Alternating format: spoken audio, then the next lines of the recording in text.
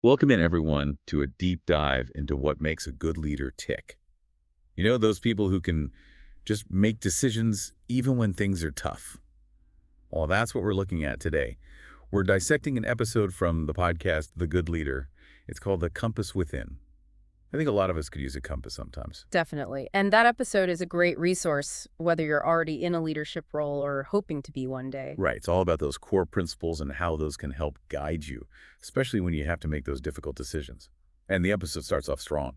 They go right to integrity as like the foundation. Yeah. And they even bring up Jim Collins and those level 5 leaders from his book, Good to Great. Did you ever read that one? I did a while back, but remind me what exactly makes a level 5 leader so special? It's this really fascinating mix of personal humility and intense professional will. It's not about their ego or anything. It's about wanting the organization to succeed, even if they don't get all the credit. That's interesting. So they're driven, but not for selfish reasons. Like they're not trying to climb the ladder just for the sake of power. Exactly. They use the example of Abraham Lincoln. He's considered one of the greatest presidents, and he was known for being humble, but also incredibly determined to preserve the Union. Even with tons of pressure and people criticizing him, he stuck to his principles, led the country through a really tough time. Wow. Yeah, that's a great example. And it kind of shows how you can be both humble and driven at the same time. Right. It's a Yeah. balance. And the episode also connects this idea of integrity to trust. They bring up Stephen Covey in his book, The Speed of Trust. Ah, yeah, that's a classic. What's the takeaway there? Well, Covey's whole point is that trust is basically like oil for an organization's engine. When there's a lot of trust, things just move faster and smoother. Communication is easier, people collaborate better, and they're more confident in the decisions that get made. I can see that. So it's not just some feel-good thing. Trust actually makes a real difference in how well an organization performs. Exactly. They even mention a study in the episode. It showed that organizations with high trust consistently did better than those with low trust, like in terms of productivity profits and how satisfied the employees were. Makes you think maybe we don't talk about trust enough in leadership. Right. It's fundamental. So we've got integrity and trust. What else do they highlight? Oh, let's see. Well, they get into something. I know you're big on focusing on results. Ah, yes. That's crucial. They even bring up Peter Drucker. What gets measured gets managed. A classic for a reason. And I bet they go beyond just setting goals, right? They do. It's about breaking down big goals into smaller, more manageable chunks so you can see progress happening, which keeps people motivated, especially when things get difficult. So it's like having a roadmap instead of just a destination. Right. It helps you stay on track and avoid getting overwhelmed, even under pressure. Yeah. They use this analogy of climbing a mountain. You don't just stare at the summit the whole time. You focus on each step, each foothold that gets you closer. And sometimes you might have to adjust your route, maybe even backtrack a little. Exactly. It's about being flexible. So far, we've got integrity, trust, and a focus on results. I'm sensing a theme here. All essential ingredients in the leadership recipe. What's the final piece? They wrap up this first part by talking about continuous learning. And they bring up Jack Welch, the former CEO of GE. Oh, yeah. He was known for always pushing himself and everyone around him to learn more. Exactly. He was a huge advocate for lifelong learning, always reading, trying to challenge his own assumptions. And the episode makes the point that continuous learning helps you make better decisions. I can see how the more you know, the better equipped you are to handle different situations. But how does that play out in those tough moments when you have to make a call? Well, think about it this way. The more you learn, the more you understand the world. You see things from different angles. So when you face a challenge, you're less likely to be surprised or to fall back on old ways of doing things. Makes sense. It's like building up a mental toolkit. The more tools you have, the more prepared you are for whatever comes your way. And that's how those core principles, integrity, trust, focus on results, and continuous learning, they kind of all come together to make someone a more effective leader, especially when the pressure's on. I'm starting to see the connections here. And now I'm even more curious to dive into how these principles can actually help us make better decisions when things get tough. Me too. That's where things get really interesting, and that's what we'll be tackling next. All right, so we've talked about those core principles of good leadership. Integrity, trust, focusing on results, and always learning. But how do those actually help when you're in that moment, when you've got a tough decision to make? That's the million-dollar question, right? Yeah. It's easy to talk about principles, but what about when the pressure's on and you have to act? Well, that's where the compass within gets really tactical. They dig into the nitty-gritty of making decisions when things are intense, and they actually offer some pretty useful stuff. Like what kind of stuff? Well, they talk about the importance of having a decision-making framework. Like even Right. a simple one can make a huge difference. It helps you avoid making those impulsive decisions based purely on emotion. Oh, yeah, I can see that. It's so easy to get caught up in the heat of the moment and just react without really thinking things through. Exactly. They give an example in the episode. It's the CEO who almost made a really bad decision because he felt pressured to act quickly. Investors were pushing him to make a call on a big acquisition. Sounds stressful. Oh, it was. But luckily, he remembered the simple decision-making method. They call it the S-stop-P method. Stop P. What does that stand for? It's an acronym. It stands for Stop, Think, Observe, and Proceed. Basically, it's a reminder to pause, take a step back, and really assess the situation before jumping into action. Okay, yeah, that makes a lot of sense. Mm. So instead of just reacting, you're taking a moment to gather your thoughts and consider the different angles. Right. And that's exactly what the CEO did. He stopped, he thought about it, he gathered more information, he talked to his team, and in the end, he decided not to go through with the acquisition. And it was the right call. They dodged a bullet. And all because he took the time to stop and think it through. So a simple framework can really help you stay grounded even when things are chaotic. For sure. Now, another big idea they highlight is the importance of getting different perspectives. Not just surrounding yourself with people who agree with you. Right, you need people who will challenge your assumptions, push you to think differently. Exactly. And they actually talk about Andy Grove. He was the CEO of Intel, and he was famous for creating a culture of debate. People weren't afraid to disagree with him or each other. That's interesting because it kind of connects back to that idea of continuous learning. Yeah. The more you learn, the more perspectives you're exposed to. Totally. And that makes you a better decision maker because you're not just stuck in your own little bubble.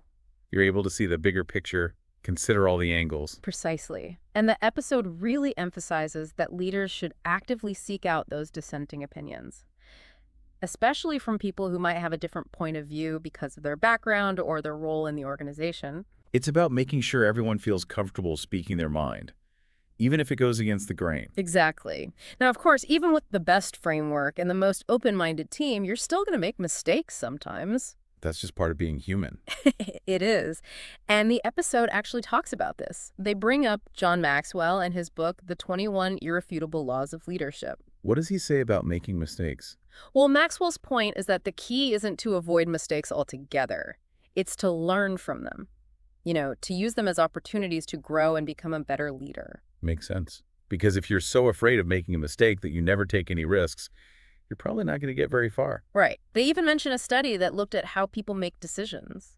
And it turns out that those who are super focused on avoiding mistakes tend to make more cautious decisions, which often aren't the best ones. They're so worried about the potential downside that they miss out on opportunities. It's like they're playing it too safe. Yeah. And on the other hand, those leaders who are comfortable taking calculated risks and who see mistakes as learning moments, they tend to be more decisive and ultimately more successful. So it's about finding that balance between being careful and being bold. Exactly. It's about having that growth mindset, seeing challenges as opportunities to learn and develop. It's great stuff. I'm learning so much. Yeah. But we've covered frameworks, diverse perspectives, learning from mistakes. What other practical tips do they give for making decisions when the pressure's on? Well, there's one that's really interesting and often overlooked, trusting your intuition. Intuition, like gut feeling.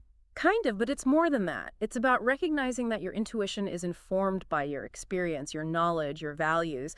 It's not just some random hunch. So it's like your subconscious picking up on things that your conscious mind hasn't fully processed yet. Yeah. They actually make a distinction between what they call hot intuition and cold intuition. Hot intuition is that more emotional, reactive kind of gut feeling, and cold intuition is more deliberate. It's based on pattern recognition, on seeing things that maybe you can't quite articulate, but something's not right. Oh, I've definitely had those moments. Yeah, Like when something just feels off, even if you can't explain why. exactly. And the episode makes the point that it's important to pay attention to those signals. Don't just dismiss them out of hand. They might be telling you something important. So it's not about ignoring data or logic. It's about using all of the information you have available, including your intuition. Right. It's about integrating all of those different inputs to make the best possible decision. Makes sense. Now, before we move on, what about you? Is there anything from this section on decision-making that really stood out to you? I think the thing that resonated most with me was that idea of being comfortable with uncertainty. It's something we all face as leaders, but we don't always talk about it. And the episode really drives home the point that the more comfortable you are with not knowing everything, the better equipped you'll be to make good decisions. Especially in today's world where things are changing so rapidly. It's not about having all the answers. It's about being adaptable, being willing to learn and adjust course as needed. It's about embracing the unknown. Yeah. It's like that saying goes, the only constant is change. And as leaders, I think that's something we have to get really comfortable with.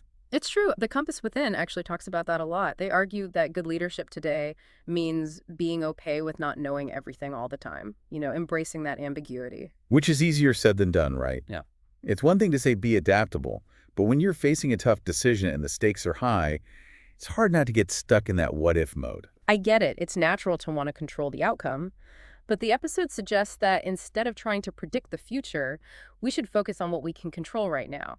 You know, Identify the key factors, weigh the risks and rewards, and then make the best call with the information we have. So it's more about taking action and being prepared to adjust as you go rather than getting bogged down in all the possibilities. Right. They make this analogy to a sailor navigating a storm. You can't control the wind or the waves, but you can control how you adjust your sails and steer your ship. I like that. It's about building that resilience. Yeah. Being able to weather the storm and come out stronger on the other side. Exactly. And that resilience is closely tied to continuous learning. The more you learn, the more adaptable you become. So it's almost like learning is a way to manage risk. The more you know, the less scary the unknown becomes. They actually cite a study that found a strong link between a leader's ability to learn and adapt and their effectiveness in handling uncertainty. Those who are curious, open to new ideas, and quick learners tend to do better in those ambiguous situations. Makes sense. Now, the podcast also talks about the importance of having a strong support system. People you can turn to for advice and guidance. Oh, absolutely. Especially when you're facing those tough calls.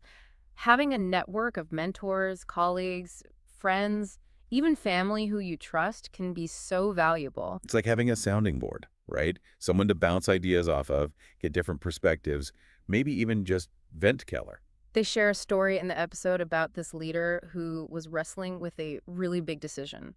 It had the potential to affect hundreds of employees, and she was feeling the pressure. She was unsure what to do, but then she reached out to her mentor. And what happened?